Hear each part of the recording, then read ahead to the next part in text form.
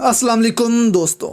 गज़ा की सूरत-ए-हाल फिर से ख़राब तर होती जा रही है। कतर में अरब ममालिक और तुर्की फिर से जमा हो रहे हैं ताकि गज़ा में फिर से जंग बंदी करवाई जाए। पाकिस्तान इस सारे सिनेरियो से गायब है और ये तस्वीर इस बात का सबूत है। मोदी तमाम अरब ममालिक को अपने पीछे घुमा रहा है और पाकिस्तान के पपेट वज़ीर आज़म को अरबों ने एक किनारे से लगा दिया है। और बिलीव करें, मौजूदा रजीम इसमें भी खुश है कि चलो हमें दावत तो दे देते हैं। खैर, रहील शरीफ और बाकियों के लिए गज़ा से एक माह का पैगाम है, वो आपके सामने रखेंगे। फिर एतजाज़ एहसन कमर बाजवा को बुरी खबर सुना रहे हैं, इस पर भी अहम डिटेल्स हैं। और सबसे अहम, बरतानवी एक्टिविस्ट ने नवाज शरीफ को लेकर एक सर्वे करवाया है। नताइज सुनकर आप भी हंस पड़ेंगे और नवाज शरीफ को मशवरा यही देंगे कि वो वापस लंदन भाग जाएं। तो दोस्तों, ये खातून जिसकी वीडियो आप देख रहे हैं, इसके बच्चे गज़ा में इसराइल की बमबारी से शहीद हो गए हैं।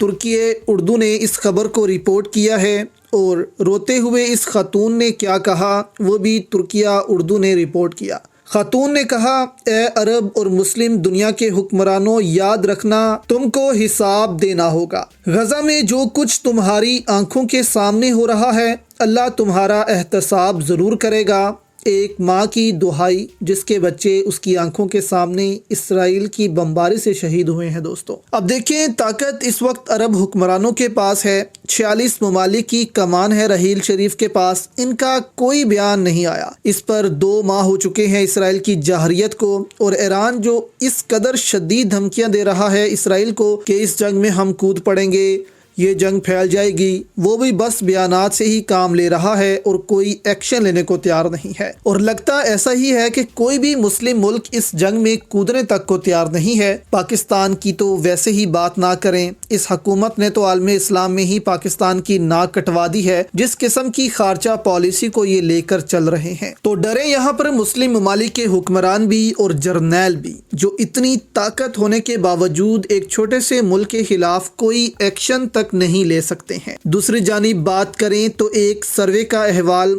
आपको बताते हैं जो कि जॉन बर्किस ने किया और पूछा लोगों से कि दुनिया का सबसे करप्ट लीडर इनमें से कौन सा है। 4 नाम दिए गए, नवाज शरीफ, रूसी सदर पुतिन, सऊदी अरब के शाह सलमान और भारत के मोदी। अब हैरान कुन तौर पर दोस्तों, 21 घंटों पर 31,000 इनको वोट पड़े और 90% लोगों ने नवाज शरीफ का नाम लिया कि ये दुनिया का करप्ट तरीन लीडर है। इसके बाद तकरीबन 2,41,000 वोट पड़े इस पोल पर और ये बंद हुआ। तो इसमें मोदी 50% वोट लेकर दुनिया के करप्ट तरीन लीडर करार पाए और नवाज शरीफ दूसरे नंबर पर आए जिनको 47% वोट पड़े। यानी इसमें भारतीयों ने भी हिस्सा लिया होगा और उनको मोदी ज्यादा करप्ट लगते हैं नवाज शरीफ से। लेकिन फिर भी शर्म की बात है कि नवाज शरीफ जैसे करप्ट लीडर को इस मुल्क की एस्टेब्लिशमेंट प्रोटेक्ट दे रही है और साबित कर रही है कि इसके लिए करप्शन कोई अहमियत नहीं रखती।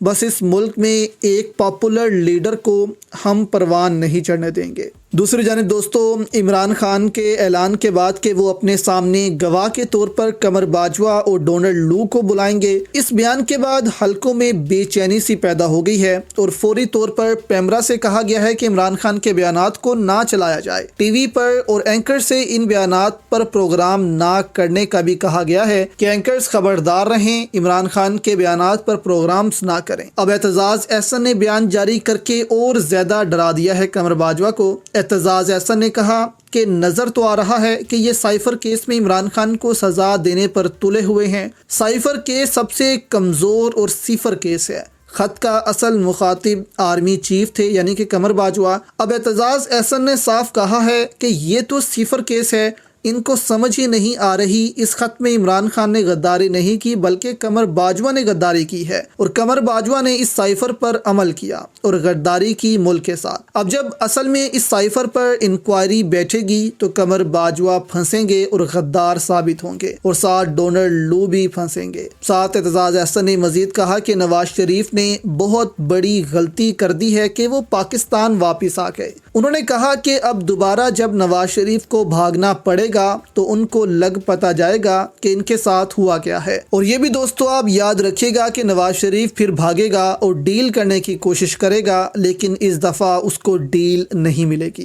بلکہ اس کو اپنی پوری سزا کاٹنی پڑے گی اور پھر اس کے بعد لندن بھاگنے دیا جائے گا، اس سے پہلے نہیں۔ تو یہ ایک فائنل مومنٹ ہے دوستو پاکستان کی تاریخ میں۔ اگر اس سے عمران خان اور پاکستانی عوام نکل گئی تو آپ دیکھیں گے کہ اس ملک کو ترقی کرنے سے پھر کوئی نہیں روک سکے گا۔